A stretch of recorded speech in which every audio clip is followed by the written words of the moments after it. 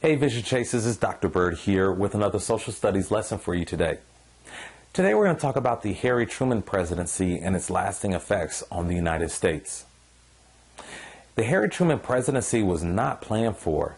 As a matter of fact, Harry Truman only spent 82 days as Vice President before FDR died in office. And so many of the New Deal programs are still in effect today. And so Harry Truman had some really big shoes to fill, and it was going to be very difficult for him to follow Roosevelt. However, many things that Truman did still have a lasting effect on the United States today. The decision to drop the atomic bomb on Japan gave everyone visual images of the effects of such a weapon. As the Cold War moved on, the United States was not the only country with a weapon of mass destruction. And so both sides, the United States and the Soviet Union, they realized that if either one of them used the weapon, then it could totally wipe out the United States and the Soviet Union. Although the two were enemies, the horrible images out of Hiroshima and Nagasaki gave everyone a reason to stop and think about the result of using such weapons. Today, many countries around the world have entered into agreements to either ban or reduce their supply of weapons of mass destruction. As a result of World War II and the beginning of the Cold War, things would change forever. The United States would no longer cling to neutrality and totally ignore foreign affairs. The reason is because what happens in other countries could possibly affect the United States. Truman believed that communism posed a threat to the United States.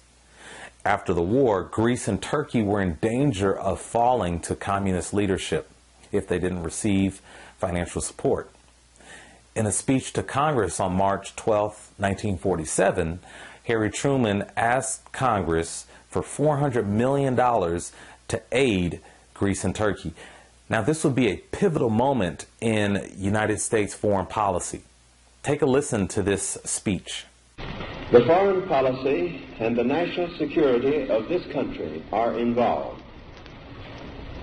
One aspect of the present situation, which I present to you at this time for your consideration and decision, concerns Greece and Turkey. When forces of liberation entered Greece, they found that the retreating Germans had destroyed virtually all the railways, roads, port facilities, communications, and merchant marine.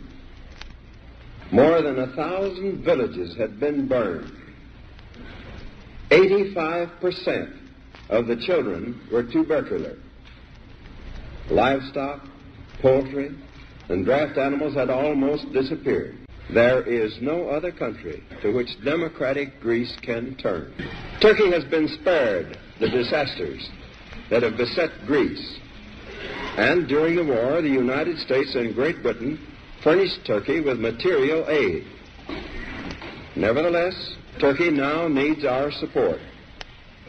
Since the war, Turkey has sought additional financial assistance from Great Britain and the United States. The United States contributed $341 billion toward winning World War II. This is an investment in world freedom and world peace. The assistance that I'm recommending for Greece and Turkey amounts to a little more than 0.1% of this investment.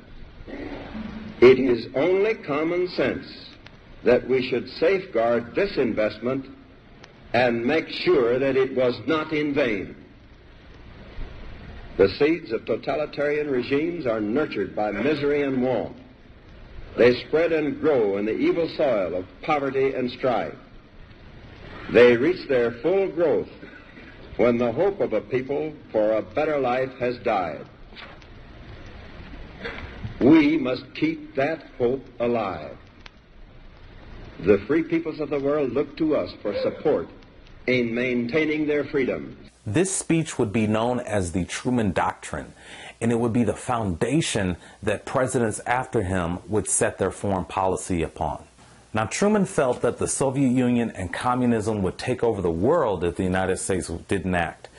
Now, this leads us to the other policy that the administration adopted, and that policy is called containment.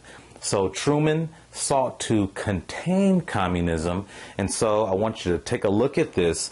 This is a container, and the purpose of a container is to contain and confine objects to this space. And so that's what Truman wanted to do with communism. So as I mentioned before, as a result of containment, the United States is going to become further involved in Western Europe and eventually around the world by creating economic and military alliances. The Marshall Plan is going to send $12.4 billion to Western European countries in order to support them and keep them from turning to communism.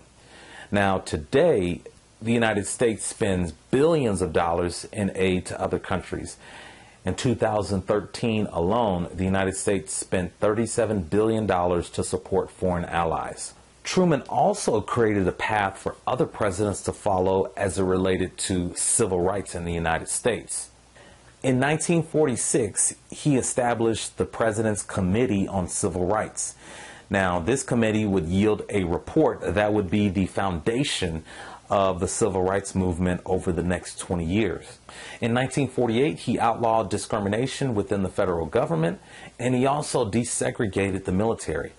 And here, once again, Truman is a bit ahead of the curve, because in the 50s, we're going to see the civil rights movement really pick up. And only 6 years after he desegregated the military, we're going to see all places desegregated with the Brown versus Board of Education ruling. So Harry Truman had some really big shoes to fill coming after FDR as president. FDR was very popular as a result of his New Deal programs and his leadership during World War II. But Truman wasn't too bad himself. He made a lot of tough yet historic decisions. His handling of the Cold War and his foreign policy was really a foundation that many presidents would continue to follow and build upon. Well, that's our social studies lesson for the day. Please download the worksheet that goes along with this video to get a better understanding of Harry Truman and his presidency. Thank you so much for watching. Until we meet again, keep chasing the vision. Bye.